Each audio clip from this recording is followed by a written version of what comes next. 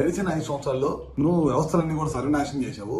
ఒక మాజీ ముఖ్యమంత్రి 3-4 సార్లు ఈ రాష్ట్రానికి ముఖ్యమంత్రి చేసిన అతను చంద్రబాబు నాయుడు గారి ఇంటికి మీ ఎమ్మెల్యేలు పంపించి గేట్లకు తాళ్లు కట్టిన రోజులు నీకు గుర్తురాలేదా? అన్ని కూడా ఈ వ్యవస్థను, ఈ భారతదేశంలో ఈ ఆంధ్ర రాష్ట్రంలో ఉన్న వ్యవస్థలన్నింటినీ కూడా సర్వనాశనం చేసి వదిలిపెట్టేశావు.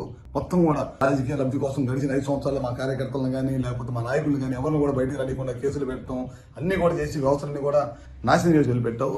ఈ భారతదేశంలో ఈ స్వతంత్రం వచ్చిన తర్వాత ఏ రాష్ట్ర ముఖ్యమంత్రి పరిపాలించలేనంత అధ్వానంగా గడిచిన 5 సంవత్సరాలు నీ పరిపాలన ఉంది. అందుకే ప్రజలు కూడా నీకు 11 సీట్లకు పరిమితం చేశారు.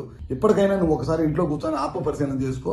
గడిచిన 5 సంవత్సరాలు ఏ విధంగా మనం పనిచేశాము, ఎందుకు ప్రజలు తీర్పిచ్చారనేది చేసుకోవాల్సిన అవసరం ఉంది. మళ్ళీ వాళ్ళ నిన్న కోడ్లో నువ్వు బయటకు వచ్చావు. ఒక ముఖ్యమంత్రిగా పనిచేసిన వాడివి కోడ్లో వెళ్ళకూడదనే విషయాన్ని నీకు తెలియదా?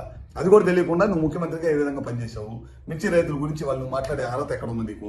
ఆ రోజు నువ్వే కదా ఎంఎస్పీ రేటు 7,000 రూపాయలు అని చెప్పి ఇచ్చింది.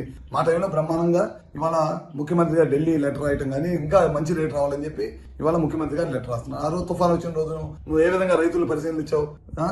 పరామర్శకు వచ్చి నీకు గ్రీన్ కార్పెట్ వేసుకొని గ్రీన్ కార్పెట్ మీద బెంచ్ కట్టుకొని బెంచ్ మీద నుంచొని రైతులు పరామర్శించిన ముఖ్యమంత్రి ఎవరైనా ఉన్నాడు ఈ దేశంలో అంటే నువ్వే. ఆ రోజు అపోజిషన్ లీడర్గా ఉండి రైతుల తరపున పోరాడిన వ్యక్తి ఎవరైనా ఉన్నారంటే మా చంద్రబాబు నాయుడు గారు. పొలాల్లో దిగి రైతులను పరామర్శించి ఒక రైతు కన్నీళ్లు పెట్టుకుంటే ఆ రోజు జేబులో డబ్బులు 2 లక్షల రూపాయలు ఉంటే ఇమీడియట్ గా తీసి ఆ రైతులకు సాయం చేసిన గొప్ప గుణం చంద్రబాబు నాయుడు గారిది.